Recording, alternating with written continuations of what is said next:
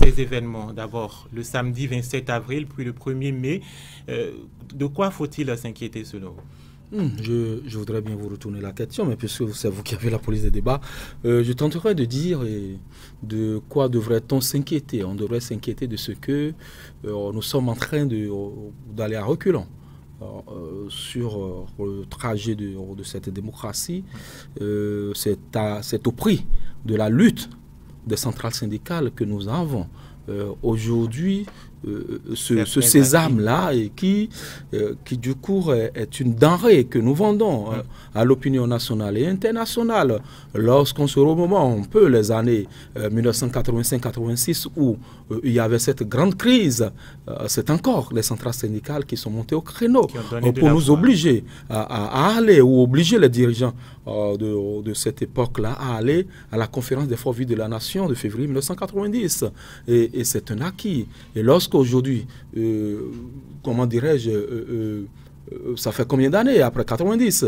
Faites le décompte et vous me direz. Et lorsqu'on se retrouve à cette époque de notre démocratie, à vivre ce que nous avions vécu, aucun citoyen, fut-il démocrate ou non, ne devrait cautionner cela, ne devrait applaudir ce fait. Je crois que dans la démarche, il y a quelque chose qui n'a pas collé, comme le dirait l'autre.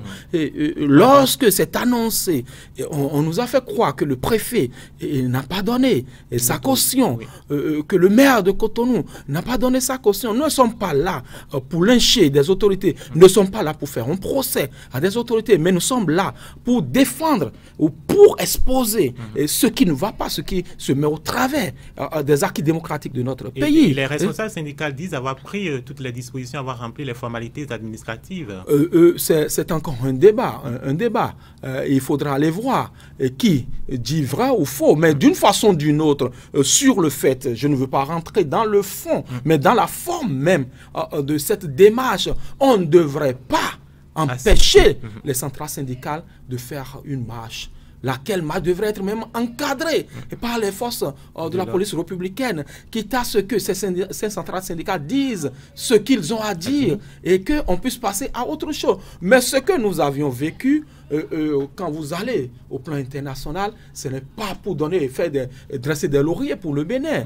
Quand on connaît un peu l'histoire de notre pays, quand même nous avons été le précurseur de cette démocratie en Afrique. Et donc l'un dans l'autre, il faut oser dire que cela s'arrête.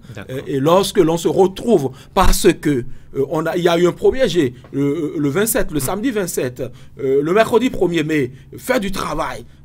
Naturellement, les gens voulaient donner de la voix pour dire nous ne sommes pas d'accord. Ce n'est pas des gens qui étaient prêts à aller casser vitrines, à aller détruire les infrastructures de la République. Non, c'est des gens qui voulaient dire autant que nous sommes tous citoyens ici, nous vivons cette crise-là. Et c'est de ça qu'il s'agit. Ils ne sont pas montés au créneau, ils ne voulaient pas monter au créneau pour dire que le président de la République quitte le pouvoir. Non. Ils voulaient juste dire nous avons faim, et le maïs est cher, tel produit est cher. C'est ce qu'il voulait dire. Donc je crois que on a beau être d'un bord ou de l'autre, il faut oser dire les choses.